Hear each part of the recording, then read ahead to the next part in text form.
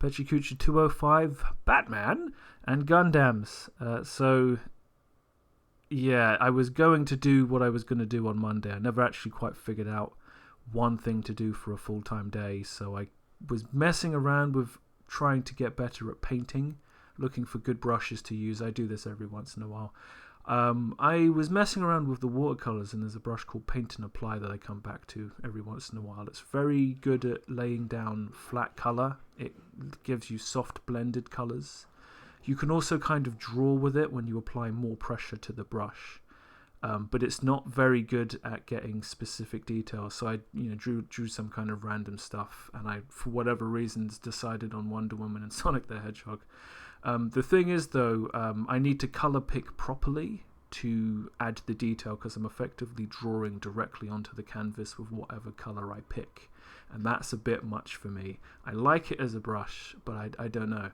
I feel like an underpainting, an underdrawing is a good idea. I couldn't quite nail Wonder Woman without some detailed line work using a brush I was more comfortable with, but in the end, she's too difficult a subject as a masculine, feminine woman. And I just kind of was like, this is too much work for me. I'm going to sign out with some goofball shit based on more memes than I can count, and I'm gonna drop the mic and run away. And fun was had by all. But, Paint and Apply, it's a brush I come to every once in a while. It meets some of my needs for a brush I want, and, the pastel brush, I just drew a random picture of a woman from Google. I can apply, shapes without worrying about the detail too much, and I can be broad or I can be specific. That's the kind of thing I want. Another brush that's kind of good for that is the Airbrush. And all of the Batman stuff I did this week, I did because I had to put something in the Pecha Kucha. That's why I do these things, because it makes me do more stuff than I would have done otherwise. So I just thought, he's mostly black and white. Let's draw Batman.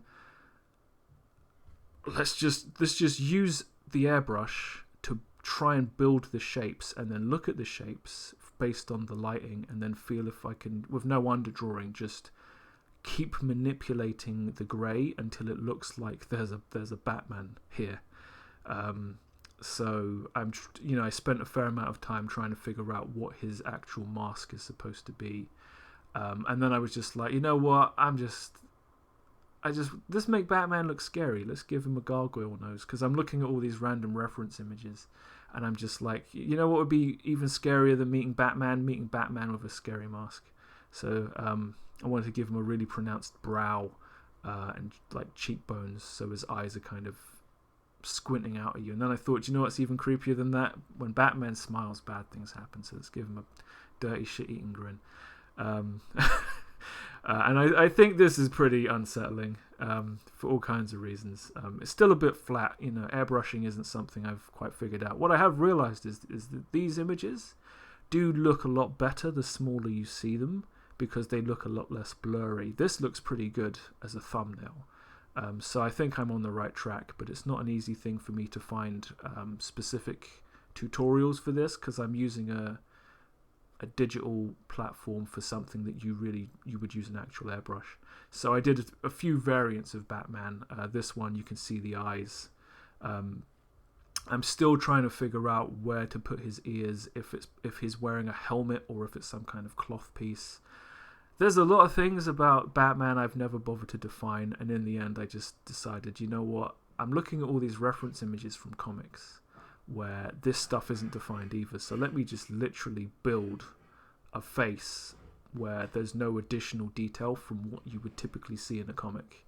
And let's just use the airbrush, and let's just dump some stuff on it. So I ended up with this. And this is kind of me saying, okay, that's me for the week.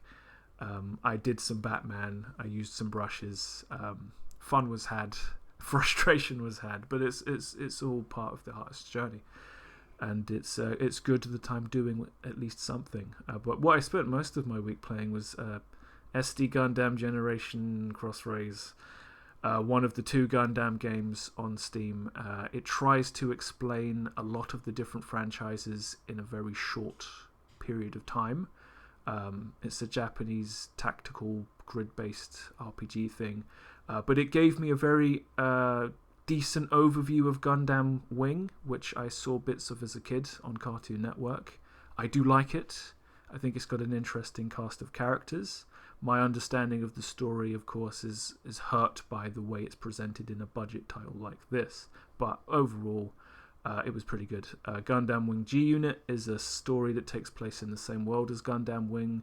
Much less complicated, much less interesting political dynamics. There are none. It's literally good versus evil. Very fun, very cliched, but not in a bad way. Quite short. Maybe it was a short show. Maybe it was just a movie. Gundam Seed I only knew about from one of the previous Dynasty Warriors Gundam games I played. A lot going on there. A lot I'm not especially fond of, but I still enjoyed it. It was good to have at least a grounding in what's going on, although I'll be honest, I don't really know what's going on. The game doesn't explain too much. I also played One Piece Warriors 3. That gave me quite a good overview of some of the plot arcs of One Piece. I am a One Piece fan, and I can say that having never seen a single episode of the show. I wouldn't recommend learning anime through their relative products, but it's a thing. It's worked for me.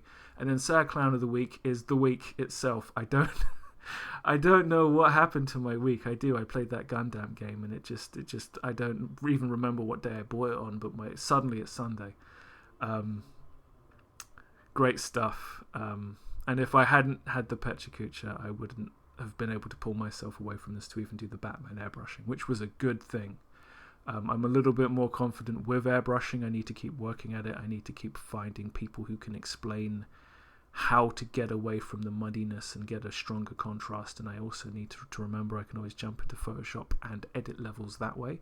I'm actually going to go do that now, and we'll see if that does anything. But that brings us to the end of Pecha Kucha 205, and I will see you next time.